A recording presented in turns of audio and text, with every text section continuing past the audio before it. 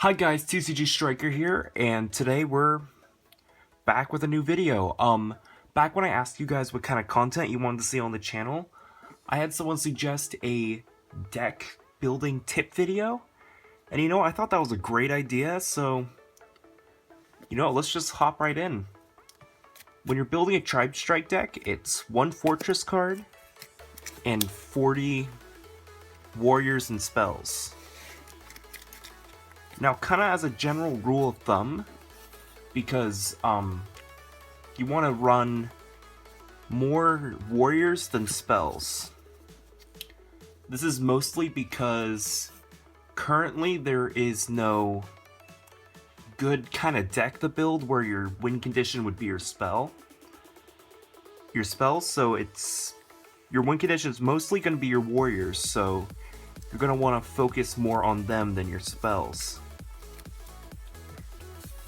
And kind of like another rule of thumb I have is that you want to run, basically, like, see, we have rank 2s here.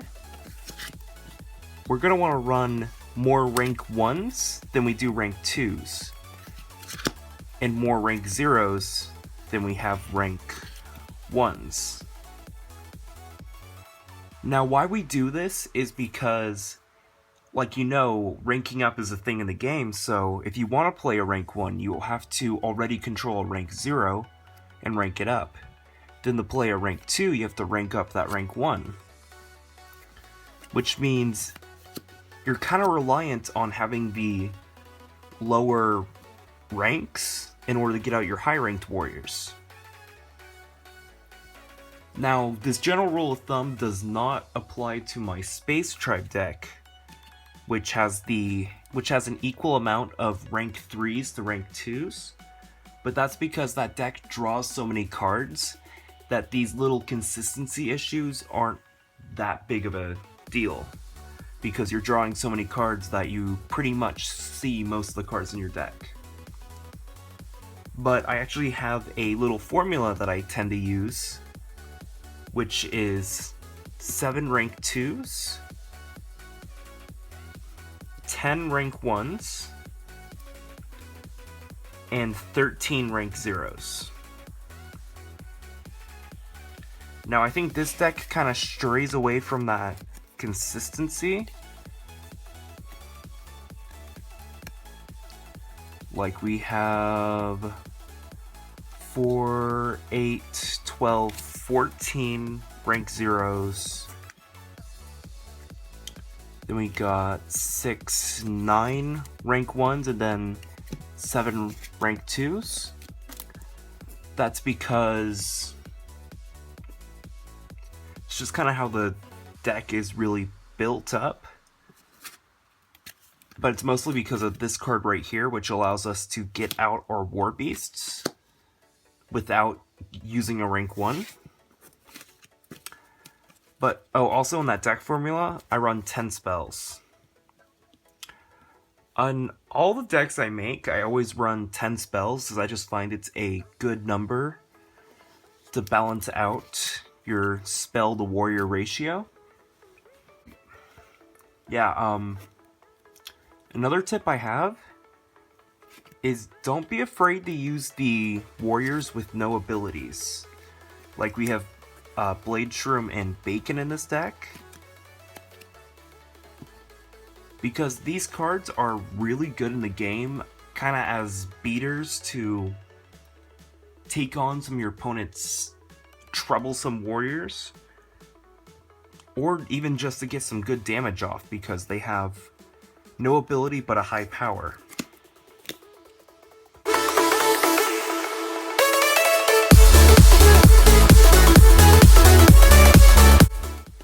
And when you're building these decks, I use, like, choosing your fortress is really important because it's it could be the center point of your deck. This deck, it's not really the center. I'm just using it because it has a good HP total, and plus, if I can get off the effect, it will most likely win the game for me, which You know, that's a really good thing to have. This is my alternate win condition. Because, well, I guess it's not my win condition really, it's just a card to assist my win condition, which this deck's win condition is swarming the field and just beating your opponent into submission. I know it's a very complex strategy, but that's another thing you want to think about when you're building your deck, which just kind of applies to any card game that you're going to play. But when you're building a deck, you need to think of how you're going to win the game. Do you want to outmaneuver your opponent with spells? If so, you want to play more removal spells like Deadly Gamble and Sabotage. Or do you want to kind of just aggro your opponent out, in which case you would run spells like Finally Launched and Rank Up Rocket.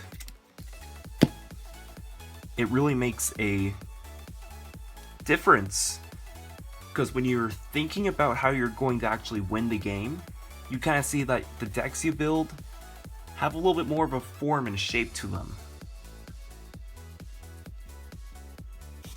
And then, like, when you're building any kind of deck, don't be focused on one goal in mind. Like, yes, the goal of this deck is to swarm and to...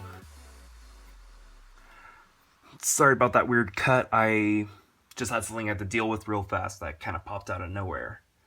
But, basically, like I was saying before the cutoff, you need to make your decks a little bit adaptable, so you need to run cards that you can use for other situations. Like, I'm running Unexpected Growth in this deck because it allows me to fix consistency issues with drawing cards. And then, like I've said in other videos, although Talkhorn can be a very aggressive card, I also mostly use it as a defensive one, while I just drop it in the shield zone and build up my armies while my opponent's trying to deal with it.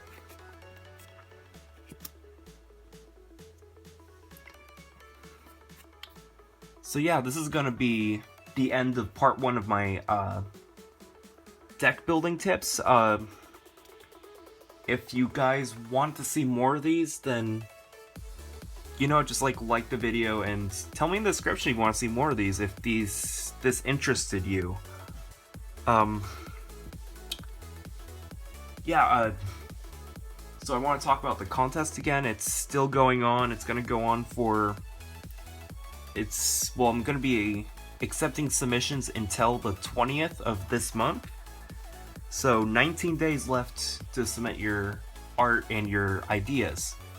I'll leave a link to the contest video in the description below.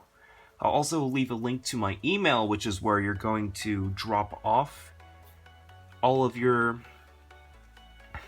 submission ideas.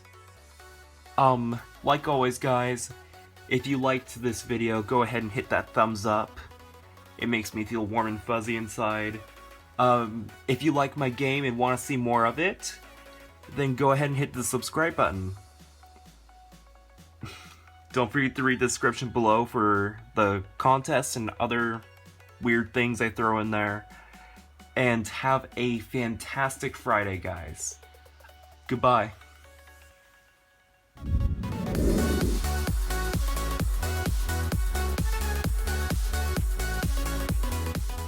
And here's a second card.